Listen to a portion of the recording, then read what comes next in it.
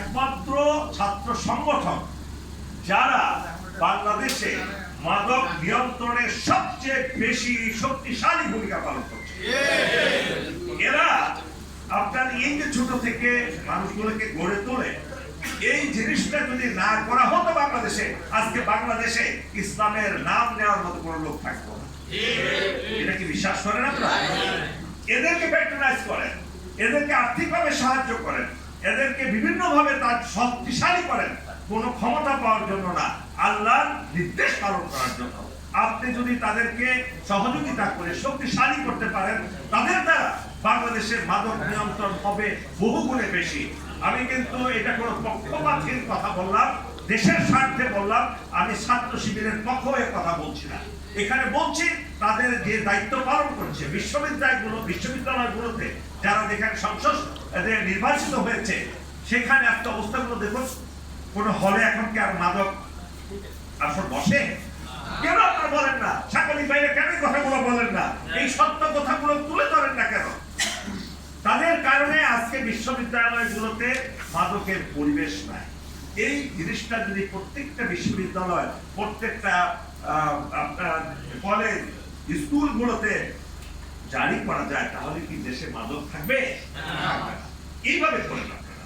দেখুন, আজকে আরেকটা ছোট্ট বাচ্চাদের একটা সংগঠন আছে, ফুলচুরিয়া। আমার সৌভাগ্য হয়েছিল মাসখানেক 2 মাস আগে তাদের একটা জাম্বুরিতে যাওয়ার অতিথি হিসেবে। আমি দেখলাম এই যে 200-300 বাচ্চা ছেলে ম্যাট্রিক পর্যন্ত কি সুন্দর ভাবে গড়ে উঠেছে, চারিত্রিক মূল্যবোধের একটা উজ্জ্বল দৃষ্টান্ত তারা স্থাপন করেছে। এই সংগঠনটিকে যদি আপনারা শক্তিশালী করতে পারেন, সেটাও বাংলাদেশে এই কাজটা করে যাবে। ঠিক আছে? এখন আসুন, আমাদের শব্দ প্রবন্ধ যিনি করেছেন, আমাদের অধ্যাপক সাহেব খুব সুন্দর করে বর্ণনা করেছেন যে পারিবারিক শিক্ষা। আরে কয়টা পরিবারে বাংলাদেশে এখন মাদকের বিরুদ্ধে আছে? পরিবারের প্রধান যদি মাদকাসক্ত হয়, পরিবারের মা বাবা যদি মাদকাসক্ত হয়, তারাই যদি মাদকের পক্ষে থাকে, সেই পরিবারের সন্তানদের কে বুঝাবে বলেন? কে বুঝাবে? বুঝানোর কেউ নাই। আবার একইভাবে শিক্ষক যারা শিক্ষা দেন, শিক্ষকরাও যদি মাদকের পক্ষে থাকেন, মাদকের আসক্ত হয়ে থাকেন, যে শিক্ষকদের দ্বারা এই দেশ কি লাভবান হবে? সুতরাং আপনাদের এই জিনিসটা মনে রাখতে হবে, সব কিছু এখন পরিবারের উপর ছেড়ে দিলে হবে না।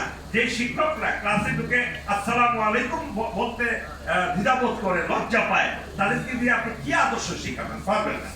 তো পরিশেষে আমি শুধু এই কথা বলে শেষ করছি যে আপনারা যারা এখানে আছেন, শুনছেন আজকের প্রোগ্রাম, প্রত্যেকেরই অনেক বড় দায়িত্ব আছে এই এর পিছনে ভূমিকা রাখা, তাহলে এই সমাজ টিকবে না।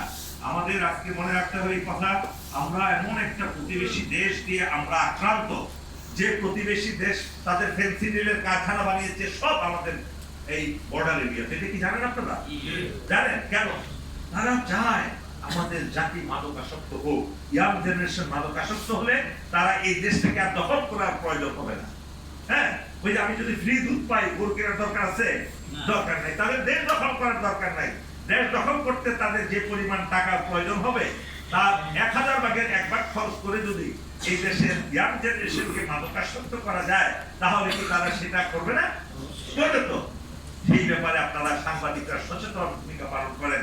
তাদের যে আধিপত্যবাদ, তাদের যে নৈরাজ্য, তারা যে হেজিমনি করে বাংলাদেশের বিরুদ্ধে, এটা কিয়ামত পর্যন্ত করতে থাকবে, যদি না আল্লাহ রাব্বুল আলামিন কিংবা আমাদের স্বশক্তি দিয়ে অন্য কোনো প্ল্যান আমরা কার্যকরী করতে না পারি। সেই বিকল্প অনেক আছে, সেই বিকল্পে আমি যাবো না মিত্র হিসেবে।